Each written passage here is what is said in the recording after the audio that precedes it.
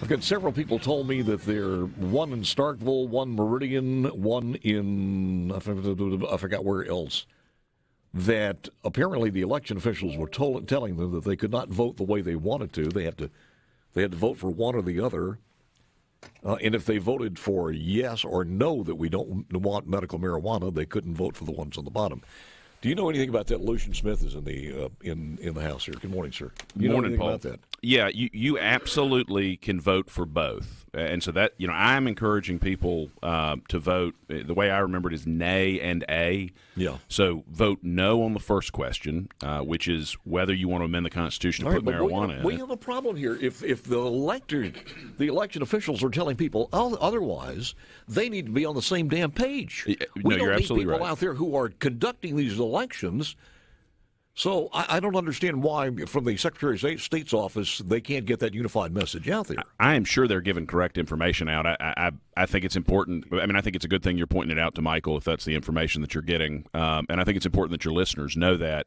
Because as I've talked to people, I've had some people who have said, well, I'm against marijuana, so I'm going to vote no on the first one, but I don't want to vote for the alternative A. And it's crucial that people vote for the alternative if they're against it. Well, that's the only way we do that. We have to get that message out because it is a stopgap. It's a safety factor. Vote no, and if you're 51% on no, then don't worry about the second part. That's right. But if you're not 51%, and it looks like medical marijuana is going to pass at 70% or something, then at least it rolls over to 65A. That's right. And I think only there's a stopgap. I think there's a real possibility that the first question will pass, and that's why it's so important that people vote no and that they vote for 65A. But if you've got some electors, election commissioners out there who are actually saying you can't do that, then that's wrong. That's serious stuff. It is.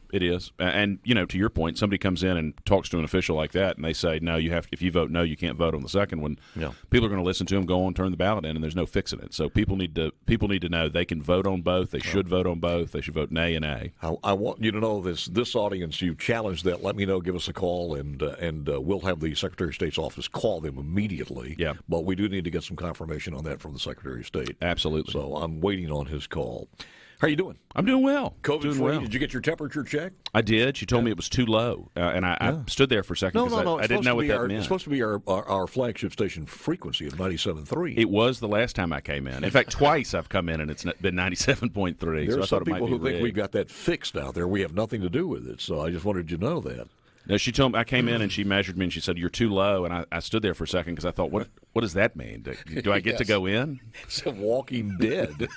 You're a vampire. Exactly. She said, you can come in, but you got to walk slowly or something like that. All right, let's talk about this because the ads running for Mike Espy are about as hypocritical as you could possibly get. Yeah, Do you think he cleared that with the DNC? Look, I think they're fine with people pretending they're moderates so long as they know they're going to vote like liberals when they get to Washington. And it's been interesting because initially in this race, Espy didn't pretend to be a moderate. I mean, he was running much more as kind of a left-wing candidate. My theory has always been, and it continues to be, that Mike is not running for Senate. He's running for a job in the Biden administration, and so I think he was trying to show that he's a real liberal. They could trust him to give him a federal job in Washington again.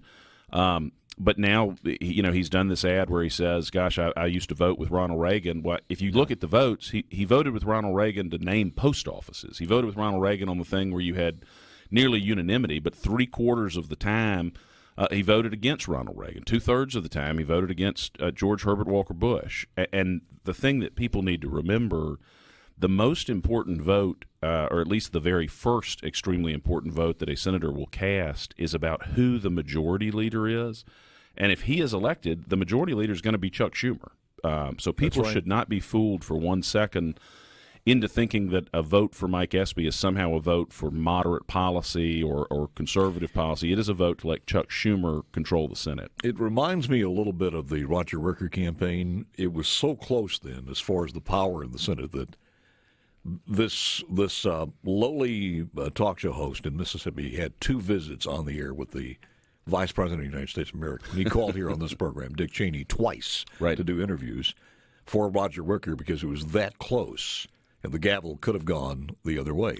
This one is that close where when you look at people like Mitch McConnell's under fire, you look at people like Lindsey Graham's under fire. Neck and who neck. knows who else? Well, in the lead, And a Mike Espy could give that gavel. We're not blowing smoke on this one. No, give it that's to Chuck Schumer. That's absolutely right. I mean, control of the U.S. Senate is very close this year.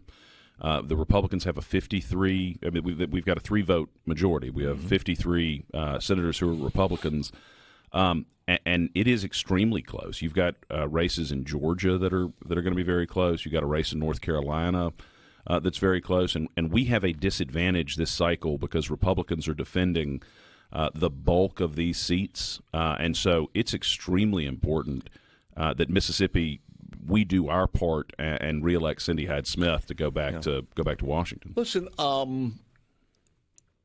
if you just look at this, take personalities aside and everything else, I don't know how you can vote more conservative with the Trump organization, with the Trump ideology, or with the people's conservative ideology of the people of Mississippi, both black and white. I don't know how you could vote more conservative than Cindy Hyde-Smith has. Yeah. Tell me one thing that she's voted against that would be enough of a reason to go to Mike Espy.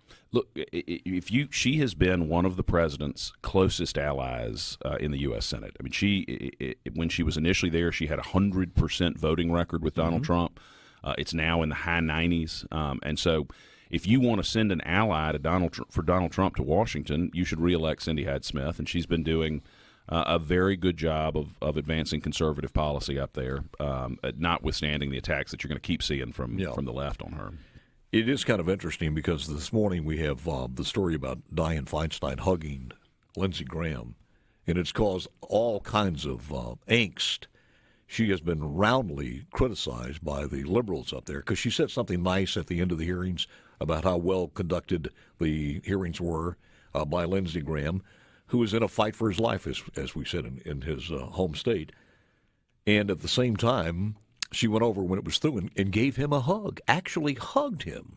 So the liberals couldn't stand that. In that atmosphere, do you think Mike Espy is going to vote for anything that is conservative? No, not at all. And that's a great. I hadn't heard that particular story, but that's interesting. But it does speak to the culture up there and the way the liberals in particular, but Washington in general has just gotten so broken. I mean, you need people who can work with one another, and it hadn't been that long ago that you had folks up there who were willing to work across the aisle, willing to get things done.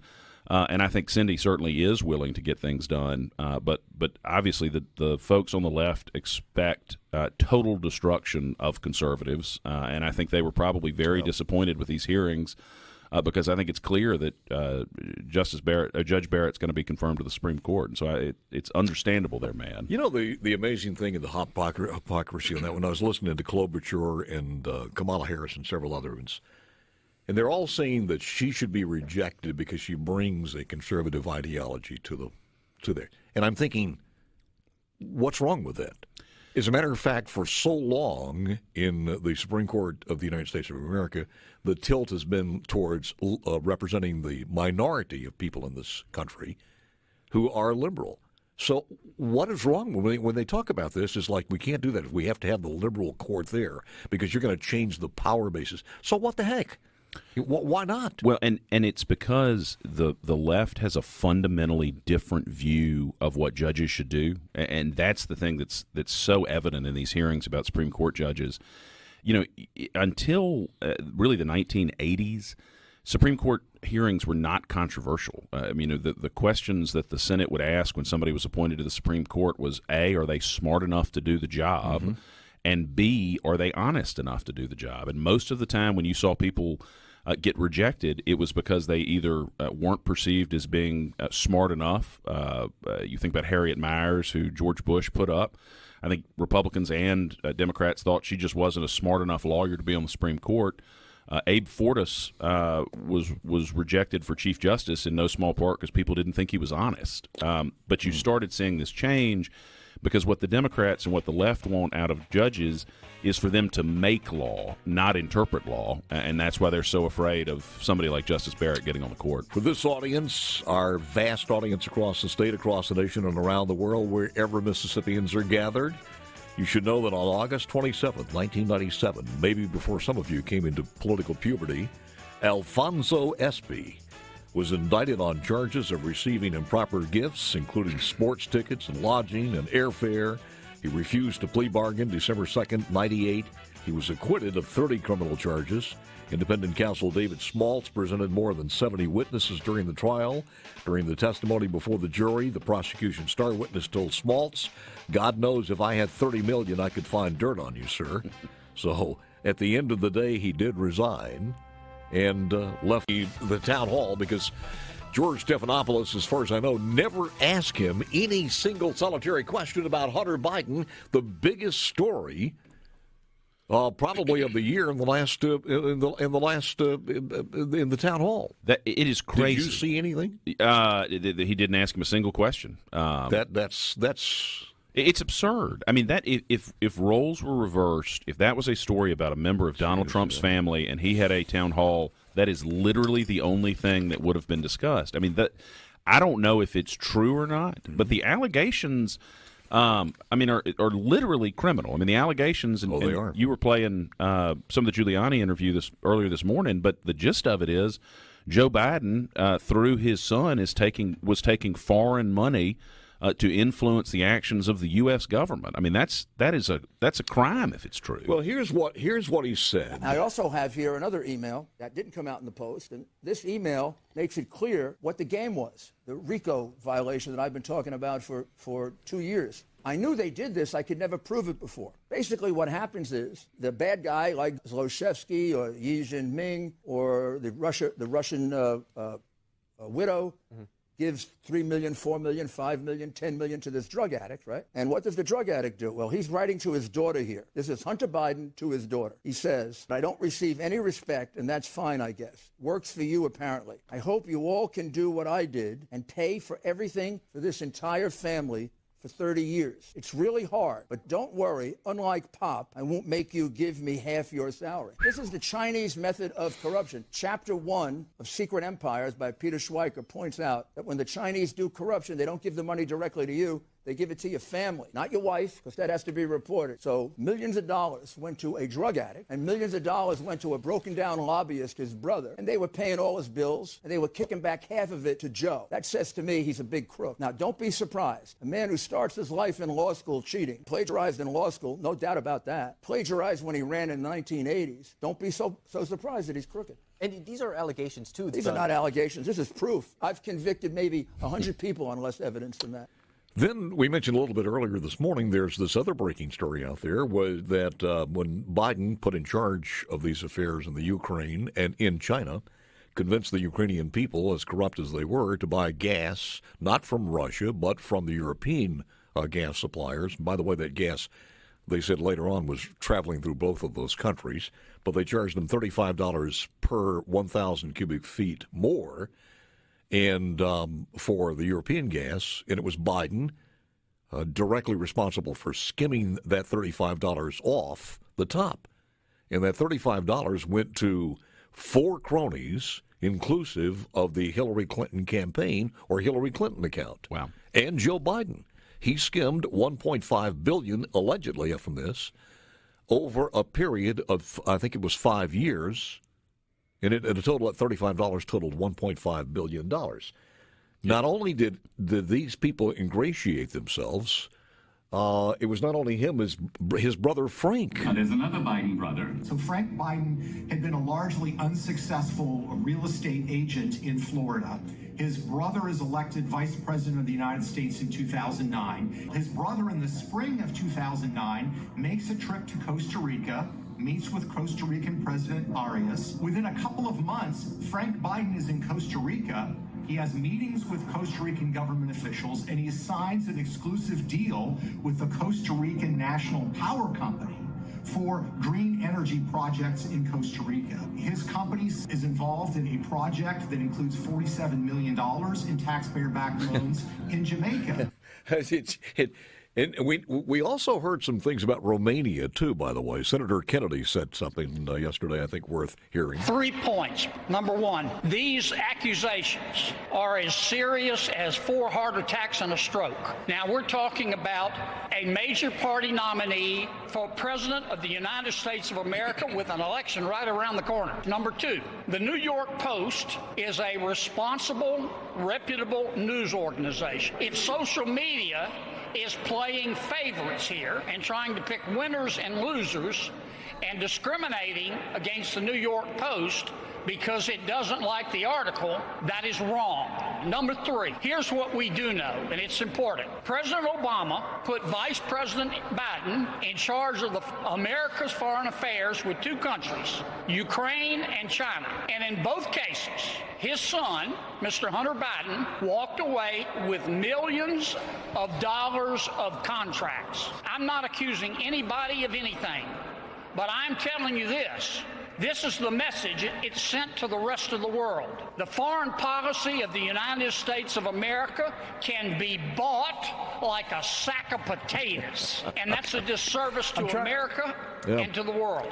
Nobody says it like the good Senator John Kennedy of Louisiana, does he? He's certainly one of the most quotable senators. Do you think he practices that before he does it? He kind of strikes me as one of these people who doesn't think about it much before he says it. It just kind of works out. Your thoughts on Judge Barrett?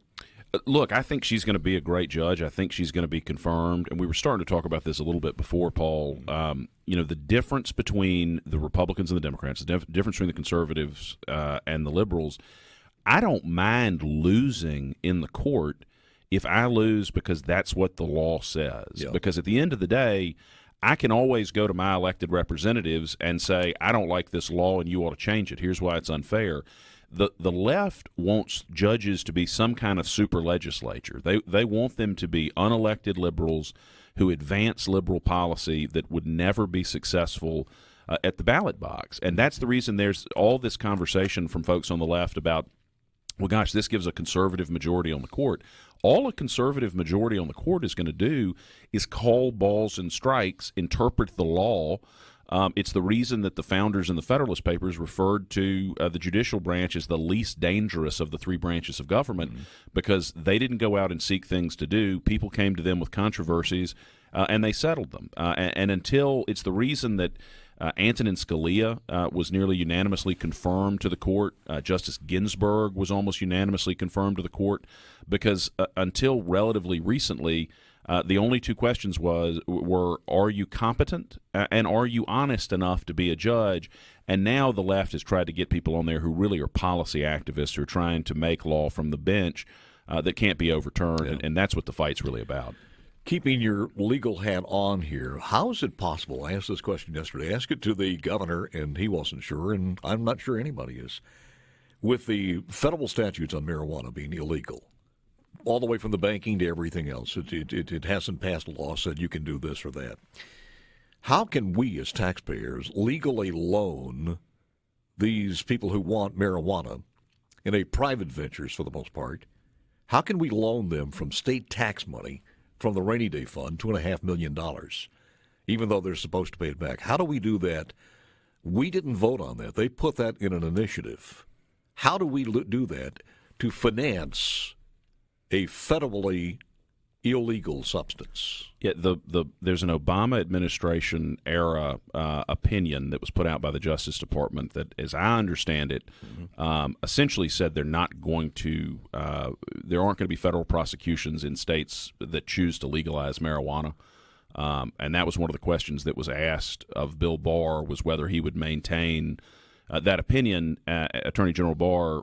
And when he was during the confirmation hearing, as I recall, essentially what he said was he disagreed with that opinion, but was of the view that because people in a number of states had organized economic activity around reliance on that opinion, that he was going to keep it in force. But that differs from state sponsor. I mean, that's a valid point. But the other part of that too, let's say it doesn't originate with Bill Barr. Let's say it originates with the Attorney General of the state of Mississippi, Lynn Fitch. That's a different ballgame. It is a different thing. And so to your point, I guess what I'm saying, this could be held up if you vote for 65 instead of 65A. It could be held up in the courts for a long time. That's distinctly possible. Yeah, Paul. Always good to get your view, sir. Hey, good to see you. Lucien Smith. Join us at Paul Gallo Show on Twitter, and we've reformulated again because Facebook keeps changing. On Facebook at Paul Gallo Show, and we will have that actively going by next week. You can join us. John Bailey of the top of the hour.